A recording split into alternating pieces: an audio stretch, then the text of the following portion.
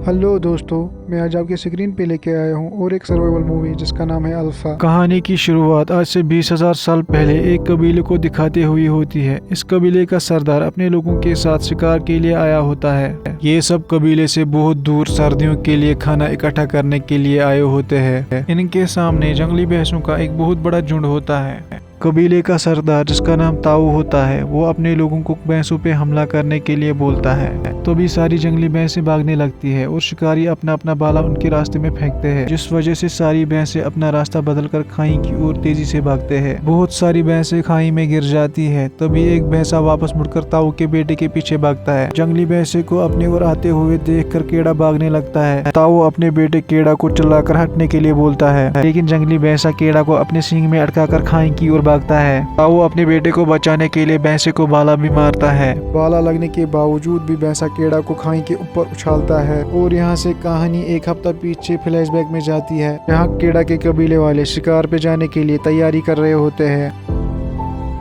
इसी रात केड़ा की मॉम ताऊ से बोलते हैं, आप केड़ा को अभी शिकार के लिए मत ले जाओ, वो अभी बहुत छोटा है, वो अभी तैयार नहीं है, मैं उसे खोना नहीं चाहती हूँ।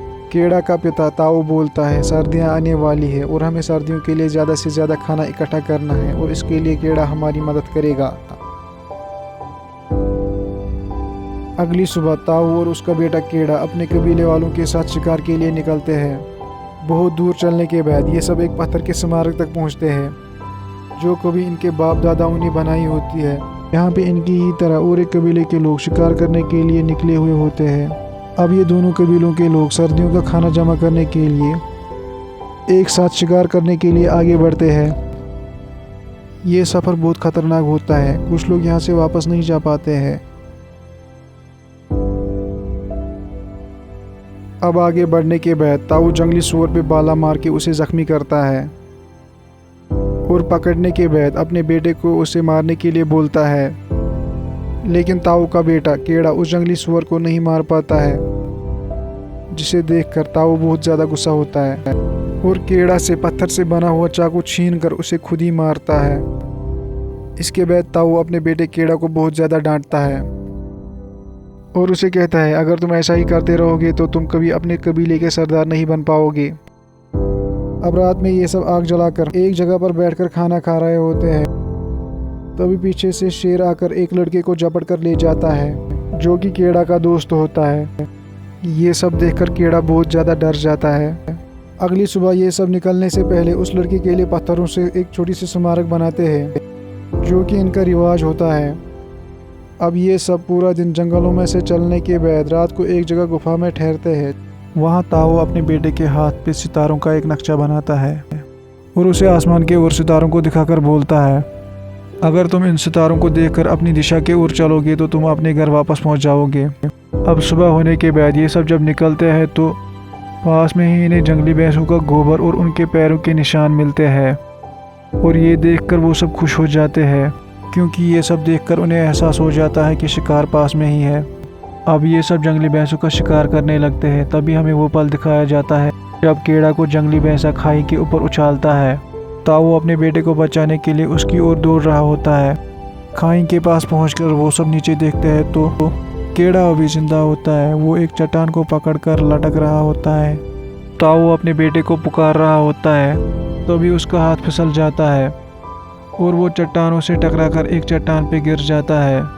केड़ा गिरने के बाद बेहोश हो जाता है।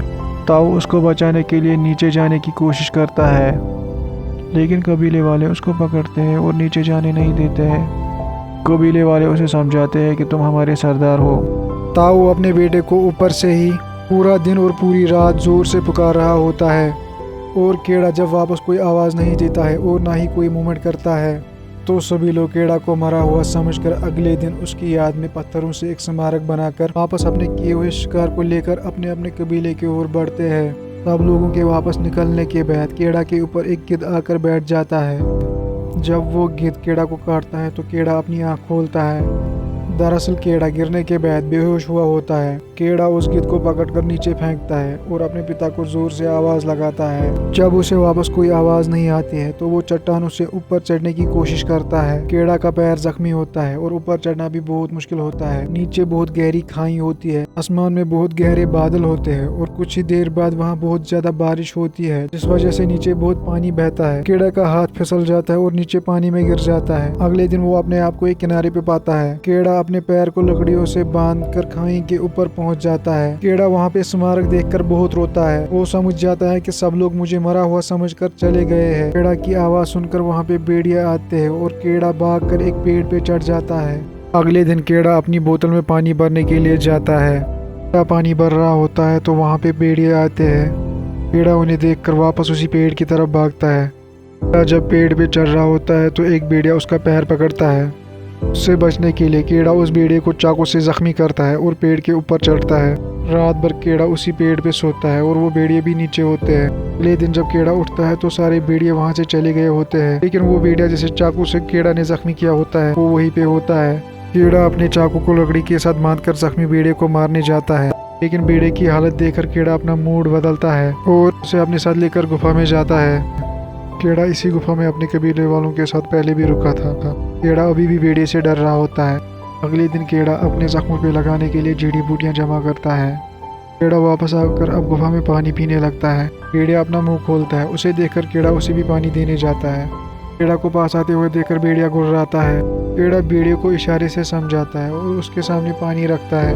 उसके बाद भेड़िया पानी पीता है। भेड़िया पानी पीने के बाद शांत होता है। कीड़ा ने अपने खाने के लिए जो लाया होता है उसमें से वो थोड़ा सा भेड़िए के सामने भी रखता है और भेड़िया भी खाता है। कीड़ा को भेड़िए के जख्म पे नजर पड़ती है और वो उसको भी वही जड़ी बूटी लगाता है जो उसने अपने जख्मों के लिए बनाई होती है और कुछ दिनों में वो दोनों ठीक हो जाते हैं। एक रात कीड़ा को अपने हाथों पे बनाए हुए उस नक्शे पे नजर पड़ती है। उसे अपने पिता की बातें याद आती है और आसमान में तारों को देखने लगता है। ये सब देखकर वो अपने घर जाने का फैसला करता है। के बाद वो एक बाला बनाता है और कुछ लकड़ियां भी बांधता है। कीड़ा उस भेड़िए से बोलता है बर्फ पड़ने से पहले मुझे वापस अपने घर पहुंचना है, और भेड़िए को भी बोलता है कि तुम भी अपने घर वापस जाओ। कीड़ा अपने घर के लिए रवाना होता है। कुछ दूर पहुँचने के बाद वो पीछे देखता है तो वो भेड़िया उसके पीछे होता है। वो बार बार उस भेड़िए को वापस जाने के लिए बोलता है, लेकिन भेड़िया उसके पीछे पीछे चलता है। भेड़िया एक जंगली सूअर को पकड़ के खाना चाहता है, लेकिन वो सूअर भाग जाता है, जिससे कीड़ा समझ जाता है कि भेड़िया भूखा है और वो उसे वही कीड़े खाने के लिए देता है जो वो खुद भी खाता है।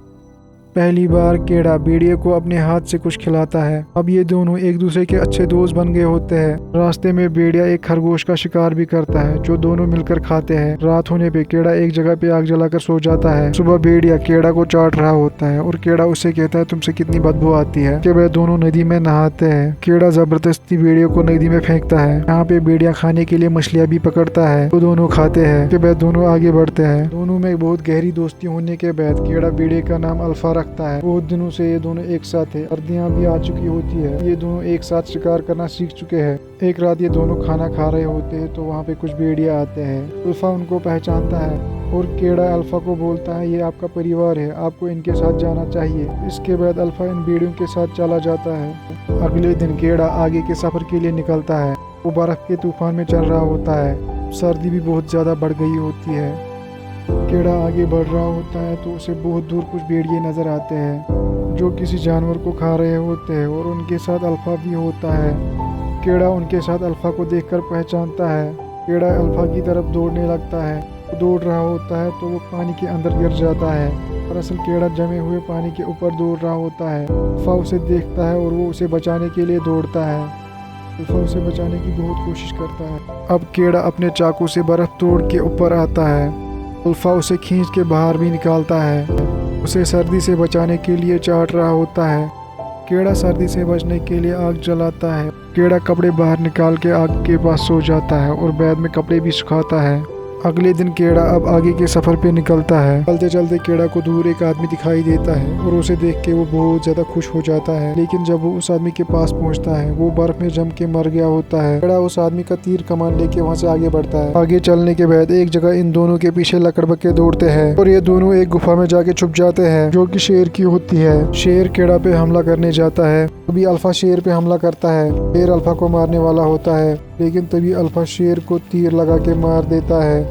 इसके बाद कीड़ा आग जलाता है और अल्फा जो बहुत ज़्यादा ज़ख्मी होता है उसके ऊपर दवाई लगाता है और कीड़ा अल्फा से कहता है अब तुम हम में से एक हो। अगले दिन कीड़ा फिर से अपने आगे के सफ़र पे निकलता है और चलते चलते आगे उसे वही पत्थर की स्मारक दिखती है जो कि इनके पूर्वजों ने अपने बाप दादाओं की याद में बनाई होती है। ये देख के कीड़ा बहुत ज़्यादा खुश हो जाता है और उसे यकीन हो जाता है कि वो सही रास्ते पर है।